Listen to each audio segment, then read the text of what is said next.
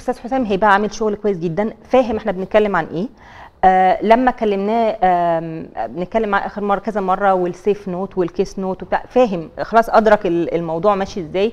من كتر ما بنتكلم فيه وبنعمل حلقات بقى نقاش وكلام، حتى مؤخرا كان في دراسات عملوها البنك الدولي وعملها البنك الافريقي الدولي برضو على المشاكل اللي في الاستثمار، بتقابل الاستثمار المباشر وتقابل شركات الستارت ابس والكلام ده كله. فبنتكلم دايما مع ريجوليتور وبيستجيبوا، بس هي السرعه.